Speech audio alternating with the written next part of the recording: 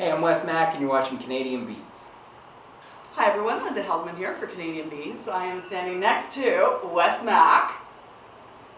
That's me. Thank you. Yes, it is. Yeah, Yes, it is. Thanks for being here, Holding Wes. for applause there. Yes, our viewers are going, yay! Golf clapping. Thank you for doing this with me Oh, today. it's my pleasure. Thanks for having me down. Great, great. So you've been doing this crazy media tour across the country, Yeah. all for your new single called House on Fire, True. which is a really good song. Glad you like it. And the video is so much fun. It's wild. It is crazy. Play It the is. beer pong. The guys against the girls. Yeah, you know, this, I was trying to decide who it is. There's different drafts of it where one side won and the other side, lost kind of thing. We ended up settling on something that makes even less sense. It was a tie, so Yes. you both drink at the end. Or is that a spoiler for anyone who hasn't seen the video? Yeah. Sorry, that's a spoiler. I think it still works. I don't know. Maybe if that spoils it, then you're in trouble. Well, I was actually going to talk about this later, but since we're already on it, and it's all about beer pong, how's your real life beer pong game? I think I'm pretty good at beer pong. Again, in university, me and one of my best buds in university is a guy named Pat. We always played as a team. I think we were almost undefeated. And I mean that. And I think there's like a decent possibility if we were defeated, it's because we had gotten quite drunk and couldn't remember the end of the game. So in my memory, I'm undefeated. But I feel like we were pretty good. You get the occasional trick shot in there, but we get really intense with it too. I definitely, if we were looking like we were going to lose, we would be the type of people who would scream at someone right before they throw, consider throwing things at them. Look out behind you! You gotta play to win. It's a serious sport. And I have to say, there's a really cool banjo solo in this video. Yeah, there's a lot of things in that video that I was really curious as to how they were going to translate when I was writing it. And it was kind of ridiculous. I remember I had to explain it to my buddy Ryan, who's my guitar player, who plays banjo for that kind of thing. It was precarious. We had him up on that table, which is not. I thought he was he's really tall, so when you get a guy who's 6'4" up on top of this table, his head has to have been 30 feet in the sky. I don't want his coconut to hit the ground. No, but yeah, it was fun to shoot. So you actually self-directed that video? Yeah. So I've been doing that for a number of years. I think this is video number 12. Not for myself, but for me as a director. It's a lot of fun. For me as the guy who wrote that song, as a songwriter, it's neat to be able to finish that. And then say, cool, this is what we're going to do on top of this. This is what I want people to see and think of. Good. Okay, well we should mention that House on Fire was released January the 12th. Sure. And so it's been not quite, a little over a week. Yeah, 10 days in there. Yeah. So I was looking at some numbers. Some you had posted, others I found on my own. It has had over 40,000 spins on Spotify already. Yeah, we've been really fortunate on this. Again, for me, I spent so long working on writing this record, I kind of disappeared for a year and a half and just wrote over 60 songs. And to have that come out and have people like it, it's nice. Because you have no idea. I could be totally way off when I do something like this. But I had a lot of fun with it. I'm glad people are having fun with it. Yeah. And it was also, a part of that helped because they're on their All About Country and Canadian Country playlists. So that would definitely help bring those plays into view. Totally. So, and you were also number 4 at most added song. Yeah. I think we were 4 on the iTunes chart. I think we're the second most added song at radio. I mean, it depends. The thing about a lot of these numbers is week to week they'll change, and it's a lot to keep your head wrapped around. It is. Overall, for me, probably one of the more clear indicators at times is just fan feedback. Kind of thing. People start tweeting at you or sending you snaps or something like that. It's been really cool. It's been superb. People have been they're into it. They're like absolutely. Well, it's a fun song. You gotta have a good banjo. I mean, it's in the middle of winter. This is the song we need to think about summer, warmer weather. That was my thought. There you go. It's gonna get you through it. It opens a hot summer night. Think in the future. Now, before we started rolling, I mentioned to you I was really excited to see that Donny Anderson is one of the co-writers on this song because I have known Donny for, I would say, easily about 20 years. How did you meet Donny?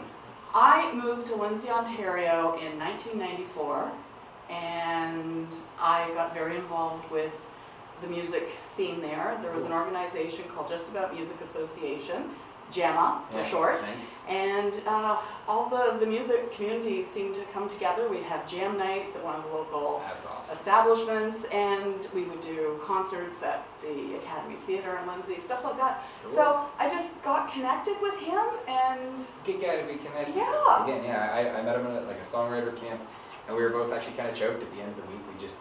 You don't necessarily choose who you're going to write with at one of those things. It's the only time I've ever been at one of those. But we got talking, and we were like, we got to write. So I was still in town for a couple more days here, and Daigle's the other writer on this. We knew he had a studio, and me and Donny went and met him there, and it was great because we got to write this song. And then I spent the rest of the night hanging out with Donny. He was giving me a ride home. We got stuck in traffic, and we were like, yeah, let's not do this. And we went for dinner. But yeah, just like top-notch dude, such a good singer. Absolutely. He's like in Greece right now or something. Oh, is he? He's got some crazy project going on that I don't know how much I can expose about. Oh, okay. It's not my place. But he, again, did such a good job. A lot of the BG vocals on House on Fire are him, so he's all over this. Nice. Well, when I saw he was the co-writer, I immediately sent him a message. Hey, Donny, I just saw this. Oh, he's the best. I love that. Well, you were talking about video directing, and you've done 12, not necessarily for yourself. Yeah. You've actually won CCMA awards for that. I think I've been nominated. Nominated? I haven't quite walked off with the director. I won the Discovery program, but I didn't get. I've been up for Video of the Year and I've been up for Director of the Year, but still that's the elusive win. Oh, okay. Alrighty. I thought you'd actually taken. Maybe in my mind you took away one. No, honestly, the fact that I get to direct the video and then have someone later say like, hey, not only did you not screw it up, but we might consider giving you an award for it, is nice. Because I mean, I honestly got into that. I'd done a lot of acting, and I like to hang out on set and just sort of like watch what was going on. I felt like, cool, I can get like kind of a free film education out of this.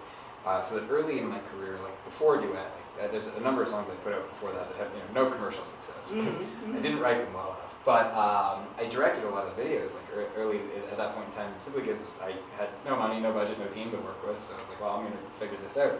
And all of a sudden when I was in the middle of putting out my first single, Duet, it's a very long story that I won't get into, but the director ended up, he was no longer on the project, and I had to just sort of take over midway through. It was the first time I had like the full CMT like operation going on. Yeah, it's just sort of a weird path that got me there. So it's something I really take a lot of pride in now. But to have people nominate you for an award for something that like I kind of got into as a secondary thing, it was like I just wanted to support my artist stuff and have music videos that I felt passionately about.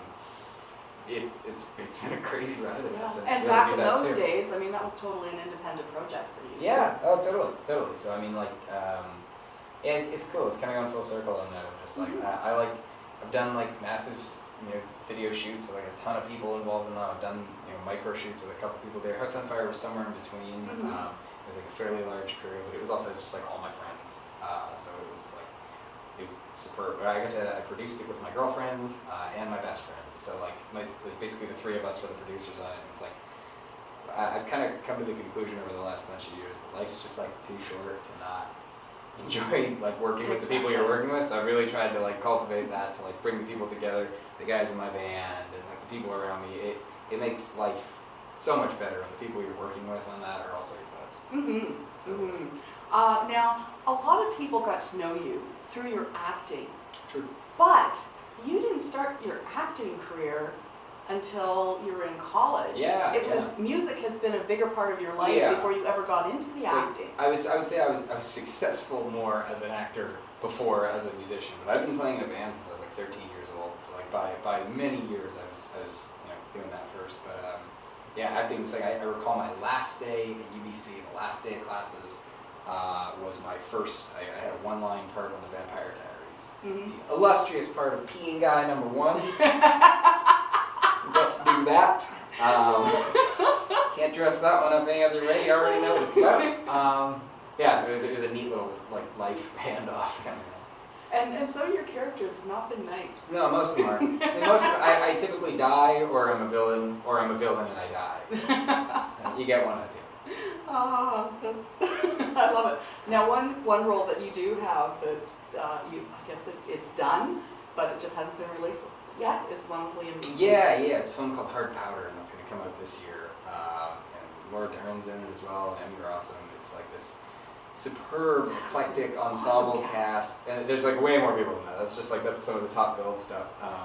It's a really, like, I'm quite curious to see how it lands, because it's like, the script was great, and the people working on it were great, the director was great. Liam Neeson himself was like a pleasure to work with on both like the personal side of him being like a really genuine, nice dude, as well as like, he was just awesome to act off of. Like, you know, without calling anyone out, like in the past, I've sometimes worked on shows where, you know, one of the stars of it, when the camera is on them, they're very on, you know, and they do their best work, and then as soon as the camera's on you, they're kind of phoning it in and like just rattling off their lines, and he could not have been further from that. He was just every bit like, you know, this guy's a veteran in his career, he can do whatever he wants. He you know, he could sit in a, you know, lounger chair and read his lines off, and people would, you know, that would be acceptable, but not at all, not at all. Like, he was great. He was really great to work with. Yeah, he's just been one that I've loved from Yeah. the beginning. Just so Yeah. I'm really looking forward to that movie. Same here. The funny thing, you know, when I was younger, I always assumed that like, oh yeah, all the cast must totally see these movies before they come out,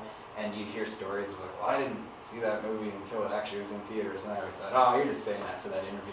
And no, that is the case. Like, most things I've ever been in, like, very rarely have I seen like much of it in advance of it. Maybe if you're like doing some like voiceovers to fix some lines, you get to see bits, but usually it's like, that's it. It goes up, and you see what happens. Great. Okay. Now the new album, which we don't have a release date for yet. Okay. You wrote something like, well, you had mentioned earlier, you had wrote like 60 songs for it. Yeah. Did 35 demos. Yeah.